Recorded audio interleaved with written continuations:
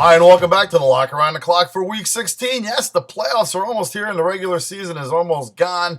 And yeah, we get a little sad, but when the playoffs come, it's great because we start to make a ton of money and we go into the playoffs, into the Super Bowl. We've made tons of money over the years in the playoffs and the Super Bowl. And this year, we might have something really fun and special planned for the playoffs. Did it a few years ago. We're going to hopefully do it again this year. I'll let you know when that time comes, which will be very soon. Before we get to the picks, let's go to LouDogs.com. Good friends of mine, sponsors, LouDogs.com. Check them out today. It's one of the greatest handicapping sites on the web, LouDogs.com. Check out their free rolls, too. Get in there for the playoffs and all. On to the 1 o'clock lock. This week, Carolina at home with Derek Anderson or Cam Newton. It doesn't really matter. I think Cam Newton's playing. It's a matter of him being healthy enough to play the whole game, and we don't see a Colt McCoy issue come up. But anyway, they're playing Cleveland, and last week Cleveland laid a stinker. Johnny Manziel was completely horrible, probably worse than I even expected.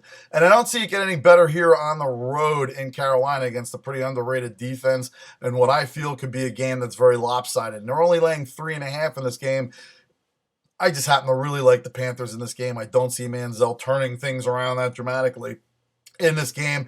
Look for the Panthers to cover the 3.5. That's the 1 o'clock lock. On to the 4 o'clock lock. We go to Jerryville, where the Dallas Cowboys will be taking on the Indianapolis Colts and Captain Comeback Andrew Luck.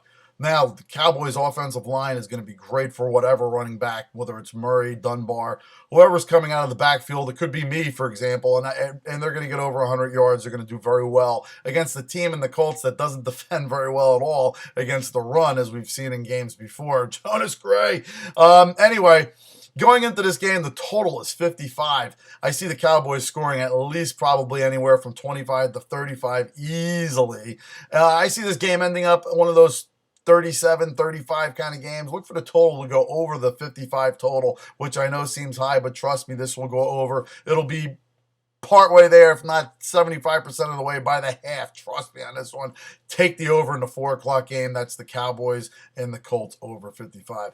On to the 8 o'clock lock. Arizona at home getting 8 from, well, guess what? The Seattle Seahawks will finally look like the Seattle Seahawks of the Super Bowl last year. Defense is coming around.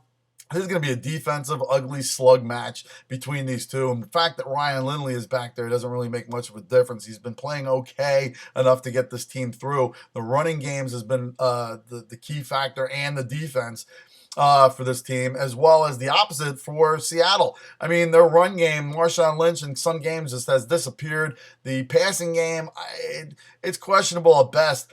To be honest with you, Lindley's got better weapons at his disposal at this point than Russell Wilson does. Russell Wilson does have that ability to run, which gives him that other dimension, but neither of these teams should be favored by 8, much let alone the team at home getting 8 points in this matchup. Take the Arizona Cardinals, take the 8 points, and sleep like a baby.